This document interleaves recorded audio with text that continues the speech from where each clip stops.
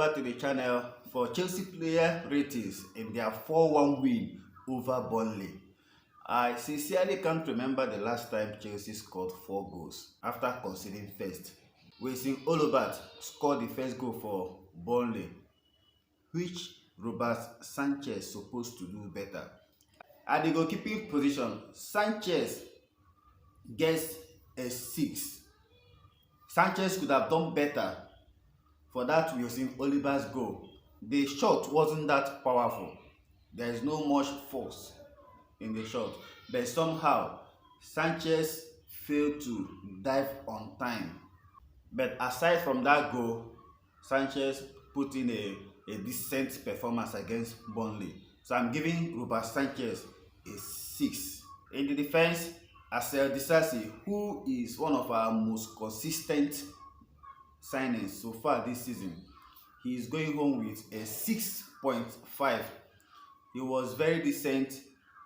The first goal, almost all the defenders, they were sleeping, from Thiago Silva to Disasi, Cucurella, and Sanchez rounded it up with a disastrous keeping.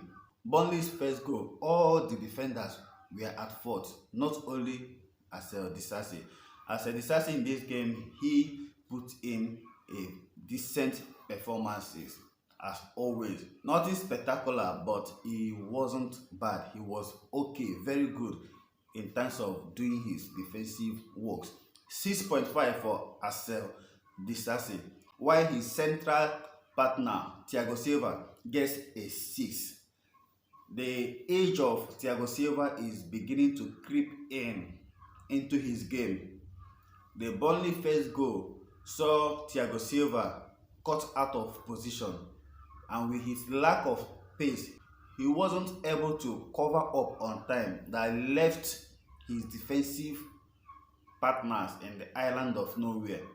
So Thiago Silva, also a big part of the first goal conceded, but still remains one of our best defenders. Overall, against Burnley, Thiago Silva was so very good. So I'm giving Thiago Silva a 6 ratings against Burnley. At the right back, Marc Cucurella continued his journey as a right back. Defensively, Marc Cucurella was very good. Though, like I said earlier, the first goal by Burnley, almost all of them were at fault. He almost got himself sent off, but luckily he didn't catch the player well, which resulted to only a yellow card. So Marc Cucurella, in as much as he is very good defensively, going forward, Marc Cucurella is almost anonymous.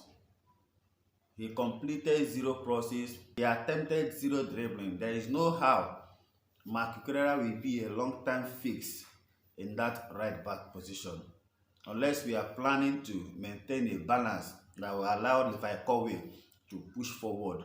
If that is the case, then we don't need any attacking contribution from Marc Cucurella. Overall, Marc Cucurella put in a defensive masterpiece. He was very good at that right back position. Moving over to the left back, occupied by our own golden boy, Levi Colwill. He didn't have a wonderful game compared to his level that we've grown accustomed to. Levi Colwill against Burnley wasn't that outstanding, but I'm still giving him a 6 against Burnley. Defensively, Chelsea clearly dominated Burnley, especially in the second half. So Chelsea defenders, they contributed in limiting Burnley's attempts on goal. A 6 for Levi Colwill. And in midfield, Moses Caicedo continues to silence his critics by proving why Chelsea spent £115 million on him. He put in another midfield masterclass against Burnley. Caicedo was almost everywhere, diving into tackles, intercepting balls, and starting up attack. Moses Caicedo with a very good performance, very good outing against Burnley. I'm giving Moses Caicedo a 7.5 ratings. He was so good against Burnley. He continues to settle in well in this new look Chelsea side.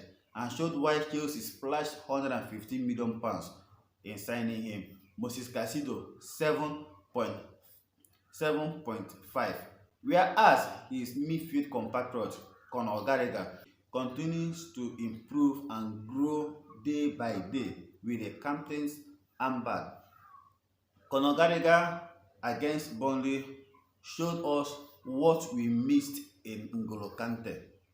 This is also a game that saw him contribute in the offensive aspect by giving a wonderful assist to Raheem Sterling. Conor Gallagher won so many tackles, interceptions, and so many grand duels. I'm giving Conor Gallagher 8 ratings against Burnley. He's proving why Mauricio Pochettino trusted him with the captain's armband. 8 for Conor Gallagher, whereas Enzo Fernandez gets home with 6.5. With the outstanding form of Moses Caicedo and Conor Gallagher, we are expecting to see more from Enzo Fernandez, especially in the offensive side. By time after time, Enzo still doesn't know how to shoot. Enzo is so guilty of missing so many chances. There were so many opportunities for Enzo in the 18-yard box, but like we've grown used to so far this season, Enzo spawned those chances. We are expecting to see so many creativity in this team because Conor Gallagher and Moses Caicedo are doing most of the defensive works. So there are no more shackles around Enzo Fernandez. He has all the freedom to work his magic. We are expecting more from our World Cup winner, Enzo Fernandez. I'm giving Enzo a 6.5 ratings. It wasn't a classic performance that we are used to see from Enzo Fernandez. Cole Palmer at the right wing gets a 7.5. He scored his first goal for Chelsea and his first senior Premier League goal. It was a wonderful outing, though most of the times Cole Palmer was so sloppy. He lost so many possessions. According to statistics, Cole Palmer lost possession 17 times, which is the most of any Chelsea player.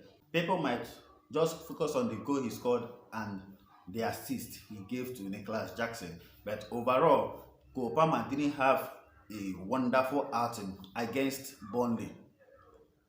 He was so sloppy in the game, but at the end of the day, what counts for you is your output. He got a goal and assist, so a 7.5 for Cole Palmer, who is justifying Chelsea's decision to spend £40 million on him.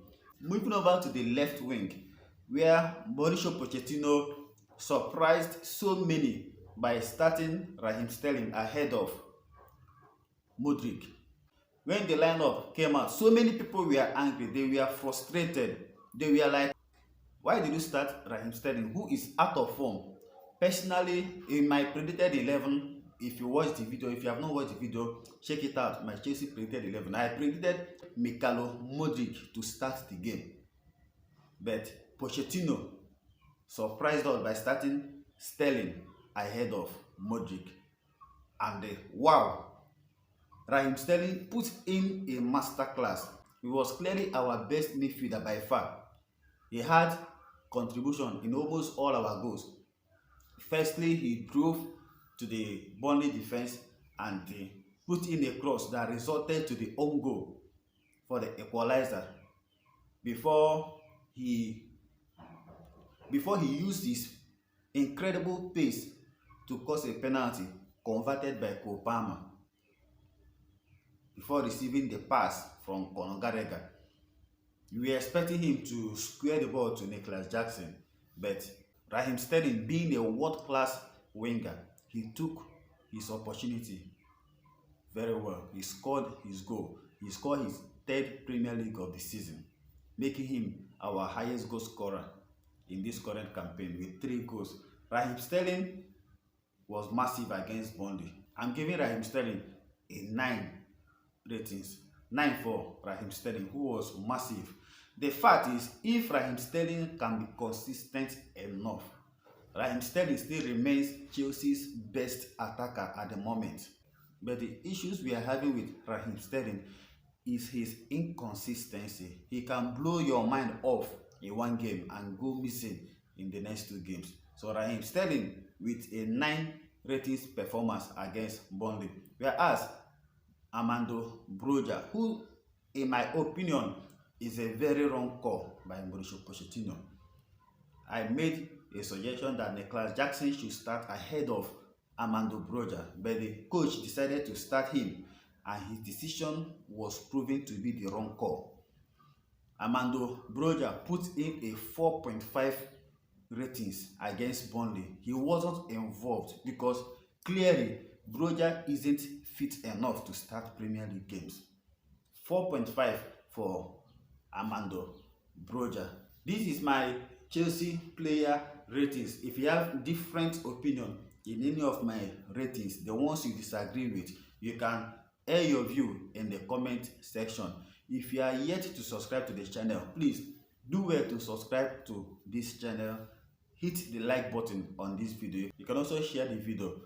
Do well to support this channel. Stay cool. We'll be bringing you so many updates in this channel. Remember, it is the international break. There are no Premier League matches this weekend. Our attentions will be focused on the international duties. Stay cool and stay blessed. Blue always will be the color.